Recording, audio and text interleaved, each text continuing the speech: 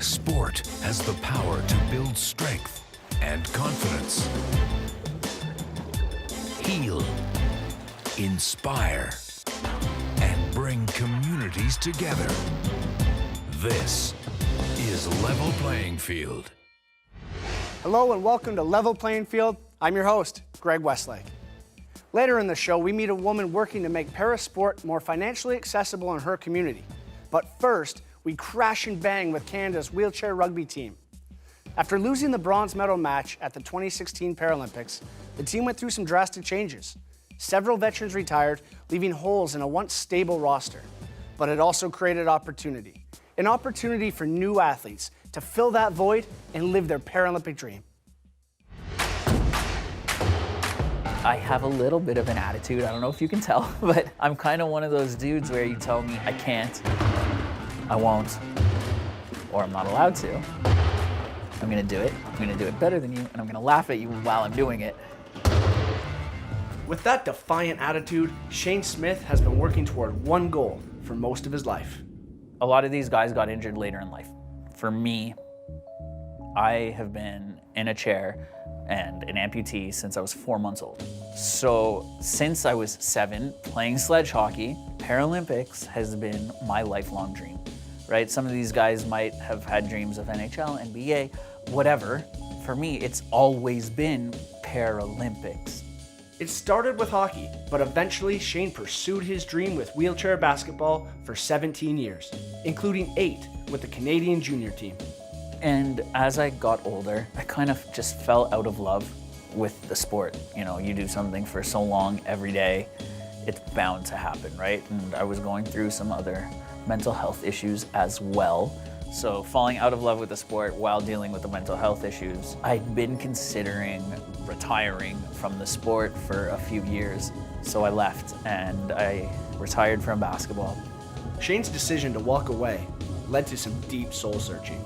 And I had to reevaluate myself, reevaluate my goals, reevaluate my life dream. And then this opportunity came up and I made the team and I was like, oh my goodness, Paralympics is an opportunity that might be there. The dream keeps getting closer and closer. Earlier this year, Team Canada qualified for the Tokyo Paralympics, but management won't choose the final 12-person roster until 2021. So for now, Shane and the other 14 athletes in contention still have a lot of work to do to survive the final cut. And it's team camps, like the one we visited in Dorchester, Ontario, where players try to showcase everything they bring to the table. The oldest rookie on the team, yeah.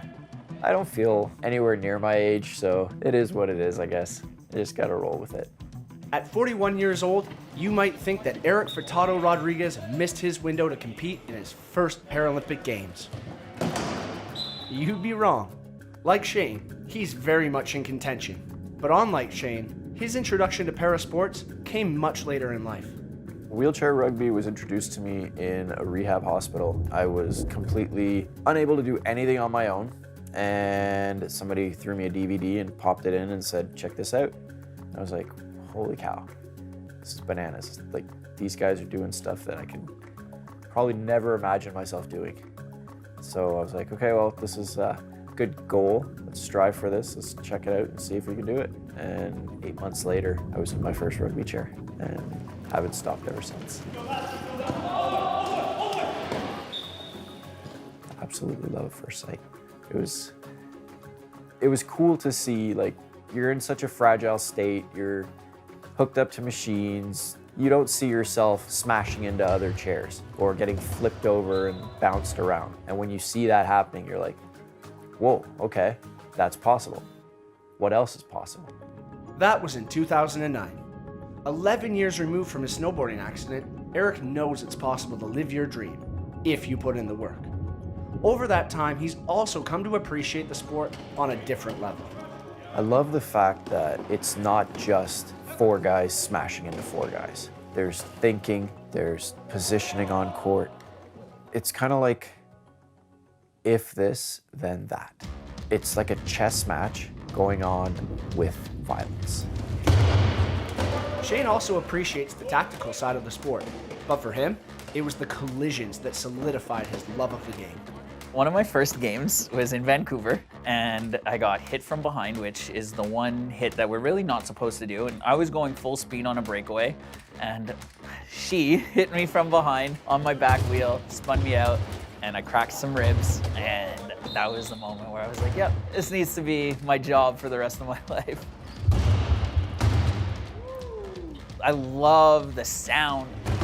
I thought the sound of a ball going through the hoop was amazing. There's nothing like two chairs crashing together. That sound caught my attention too. So when Shane, someone I've known for years from the parasport world, asked me to join him for a training session in Toronto, I jumped at the opportunity to strap into a chair and experience it firsthand.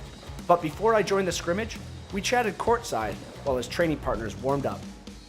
Not sure how I'm looking in this chair, but I'm excited to try the sport. You look great. You look great. Okay, I appreciate it. Tell me a bit about your specific role on the team. Yeah, so, because I don't really have great hands. Okay. My passing's not fantastic. Okay.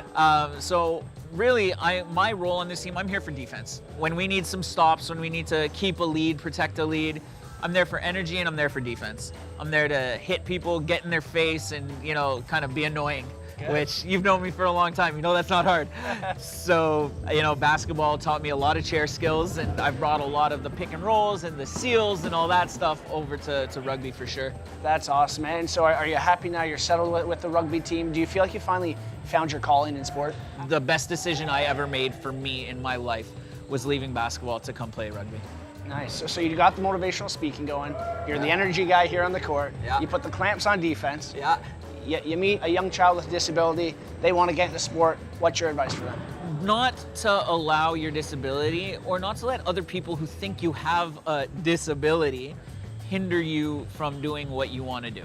Right? When I first started wheelchair basketball, a lot of people told my mom and the coach not to let me play because I only had half a hand, and that I was never going to be able to shoot the ball. I was never going to be able to push as fast as everybody else. I spent 8 years on the World Junior team, right? You know your limitations better than anybody else. Don't let anybody else ever put any kind of label or limitation on you. You are going to succeed. You just need to decide, not that you want to, but that you're going to.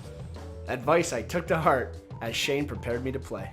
So what we're gonna do, you're gonna brace yourself with one hand. Great. And protect the ball with the other. So put one hand on the wheel to keep that, and the other hand protecting the ball, all right? So that way, when I'm coming in for that hit, you don't lose the ball. Yikes. After shaking off that hit and learning more of the fundamentals, I joined the game. And while I may have struggled off the start, my bad. Where's my cover? Oh, that guy is so fast. It's so hard to get a good hit out here. They're so much faster than me. I don't know who's on my team. Eventually, I got the hang of it, setting up my teammates to score. All the way, all the way, all the way. Nice job, Greg, nice pass. And even taking a few across the goal line myself. Nice, Greg, attaboy. Woo! I had a lot of fun on the court, but two things stuck out to me. First, it's really tiring sprinting up and down that court in a wheelchair. Second, to succeed, you need to rely on your teammates. So I asked Shane about his before we called it a day. Tell us a bit about your team. Are you young? Are you old and experienced? Are you energetic? You know, what kind of team are we going to see play? It's awesome. We're a great mixture of young, energetic, and older, energetic. Okay. Family is a big piece of our team. We all get along on the court. We all get along off the court. It's really an incredible team dynamic. I've been playing wheelchair sports since I was 8. I'm 31. This is the best team I've ever been a part of.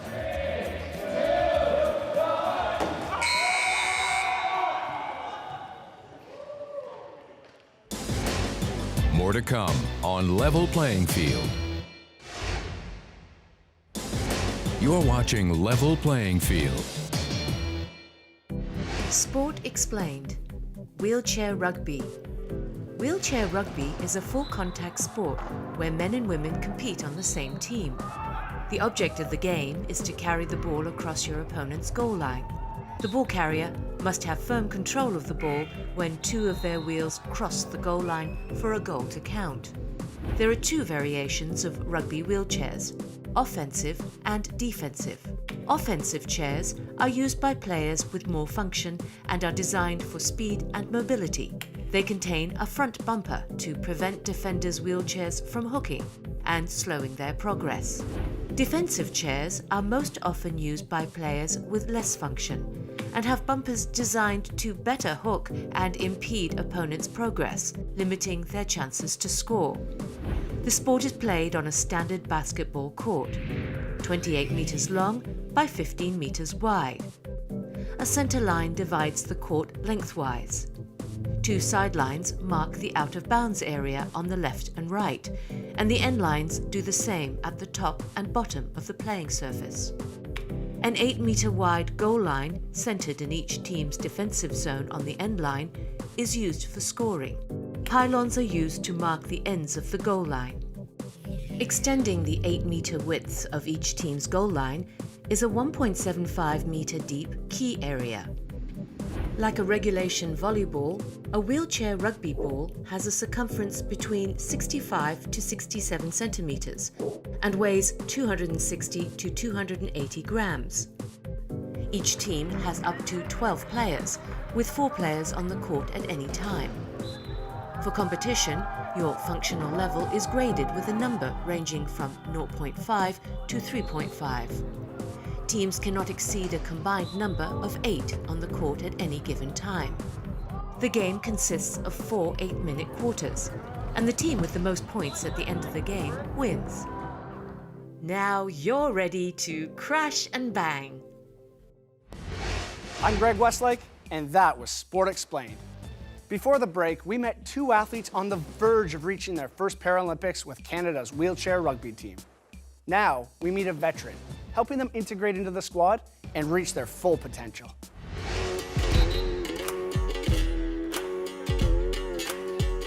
Eric and Shane are 2 prime examples of the post-Rio influx of talent ready to exploit the vacancies left by retirements. But in a team sport like wheelchair rugby, you can't succeed alone. You need all 12 athletes pulling in the same direction. And to do that, especially when you have new teammates, you need strong leadership. When you make this team, it's a team that you know is going to be around for hundreds of years, just because it has a core. The foundation's so strong with Canada wheelchair rugby, so strong.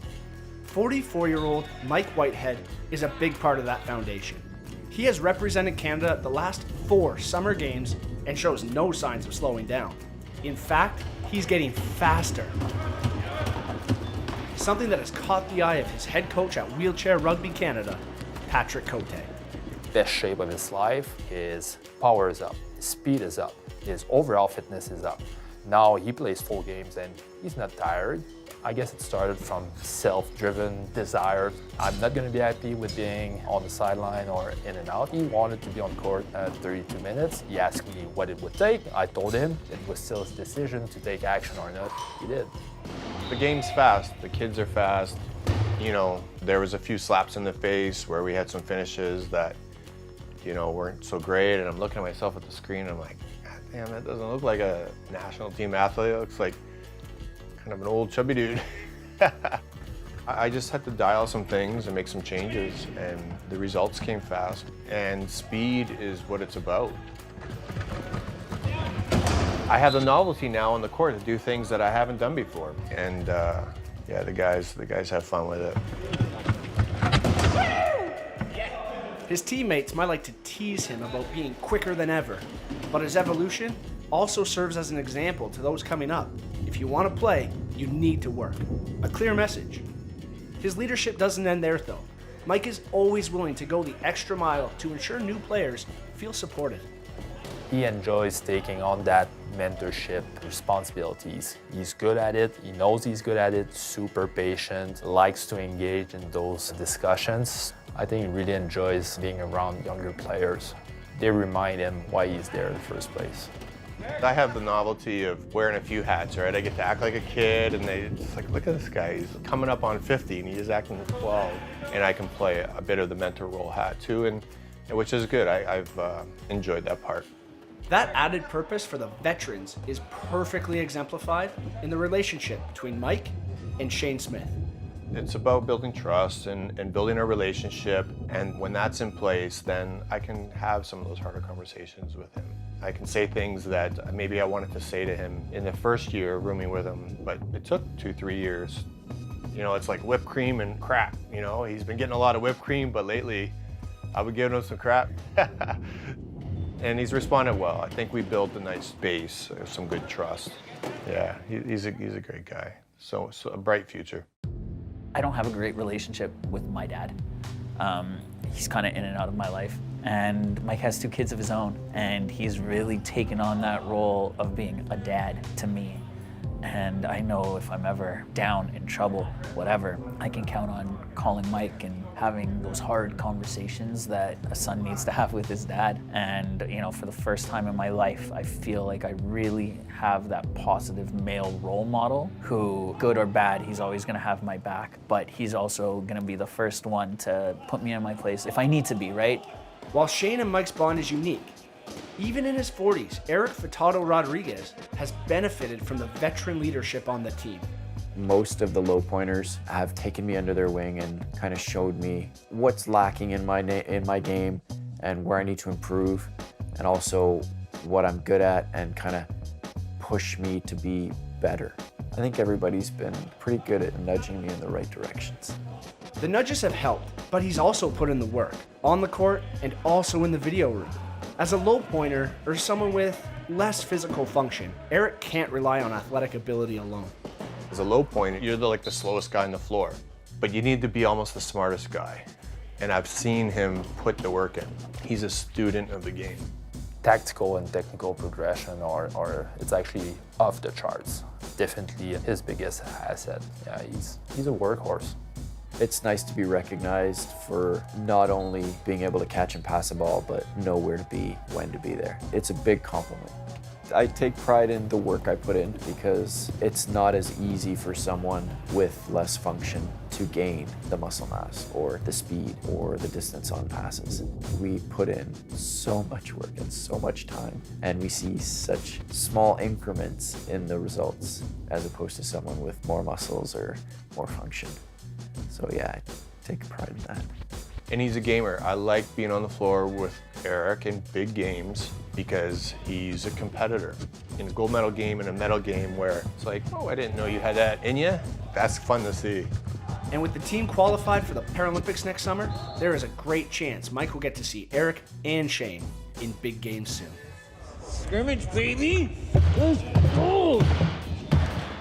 As long as we work as a cohesive unit and we play our game that we've been preparing for over the last 3 years, 4 by the time Tokyo comes around, we will be in a perfect position to achieve success. We are going to peak in Tokyo. Band's still tuning. Firmly believe that the program on any given day can beat anybody in the world. We are trending in the right direction. We're gelling and we're taking our strengths and making them even stronger. And we are not going to be stopped. Peaking at the right time is vital to success in a short tournament like the Paralympics. The team seems ready, and I'm excited to see them on the court in Tokyo. Now we take a break, but stay with us because when we return, we get to know the woman behind RAD, Recreation Adapted Society. Level Playing Field will return. Welcome back to Level Playing Field with Greg Westlake. Outdoor adventurer Tanel Bolt loves being active. And as the founder of her own charity, she's doing her best to ensure others have the equipment they need to get moving as well. Yeah, a whole day of biking is gonna be so much fun. You can hear the joy in Tanel's voice when she's on the hand cycle. And while she's on the trails of Maple Ridge, BC today with a friend, one of the things she likes best about the activity is the freedom it provides. It's something I can do independently. As long as there's a proper trail set up, I can put it in my own vehicle, I can drag it out of my own vehicle, and I can get into the thing and go for a bike ride. Only she can't go cycling whenever she wants, for one important reason. Cost. The cost is definitely a great big barrier for anybody with a mobility challenge to get equipment, not just a bike. She's not kidding. Used hand cycles start around $1,500, and if you want a new one, expect to fork over $4,000. But the problem isn't unique to paracycling, and Tanel would know. I've taken up every sport I can possibly do as a paraplegic. But as the financial toll of engaging in outdoor sports added up for her personally, Tanel was looking for ways to help the larger community, eventually leading to the creation of her charity, RAD, Recreation Adapted Society. The idea started in my head as soon as I hurt myself because there wasn't anybody offering me equipment or a means to go and do the outdoor recreation things that I use to cope mentally with everything inside. So in 2017, RAD was born to fill a void and rent adaptive sports equipment. Over the past 3 years, other businesses have entered the market, but Tanel doesn't see them as competition. She sees a way for RAD to evolve and still stay true to its ultimate goal. We need an umbrella organization that they let us know what's going on. They tell us the new things that are happening. So that would be what RAD Society is on the path to do. But it all is focused on inclusion in recreation. With that goal in mind, Tanel has developed relationships with many organizations across BC, including Bear Mountain Golf Resort in Victoria, which owns 2 highly coveted assistive sport devices called the Paragolfer. With the flick of a joystick, the electric wheelchair-like unit transitions the golfer from a seated position to a standing posture to take a swing. Tanel has helped publicize the unit's existence to the local disability community with great success. And it's another piece of equipment she loves to use herself, even if it's just practicing her short game on the in-house putting green. Just the longevity of independence is huge. You know, now I sit at 33 years old and still striving for independence in everything I do. And this is, you know, one of the pieces of equipment that allows me to stay there and be there until I age out of it or I don't want to do it anymore, but at least it's an option. It's that same feeling of independence that keeps Steve Bertrand coming back to the course. But it was Tanel's advocacy that exposed him to the game initially. Oh, there it is. There it is. Oh, if I was able-bodied, I'd just blow it into the hole for you. I can't lean down that far. It can be difficult sometimes to surround yourself with positive people, and to have her be so energetic and so passionate about a project like the RAD Society and the Paragolfer and getting people out active, it's contagious. Everybody says in golf, hey, Tanel, what's your handicap? I say T6 paraplegic. Steve is clearly compelled by Tanel's enthusiasm, but he also appreciates the freedom RAD has given him and others in the community. It's an opportunity for individuals that want to go and do sport without having to necessarily be attached to a giant organization or do a big event. You can just grab a piece of equipment with some buddies, you can go on the golf course, you can go hiking, you can grab one of the recumbent bikes. And helping people experience that kind of freedom is exactly why Tanel continues to fight for accessibility and inclusion across British Columbia. And while she is focused on her home province for now, she has advice for anyone looking to get active. Just be kind and put it out there that you want to get involved. And a lot of people with mobility challenges, if you find them on social media and they have an account that you can see, you'll get a message back. We all want to support one another and make sure everybody stays as healthy as they can, as long as they can, because that's one of the main things that happens is you just start collecting cobwebs in the corner, and if you're not outside dusting them off. Run, run, run. If you make go noises, do you go faster? Tanel's such a great advocate for the disability community. If you want to learn more about her, check out her recent TEDx talk online. And if you want to take advantage of some of the amazing equipment RAD has for rent or donate to the charity, head to radsociety.ca. What a great show. If you want to catch up on previous episodes of Level Playing Field, you can find them by visiting ami.ca. I'm Greg Westlake. Thanks for watching.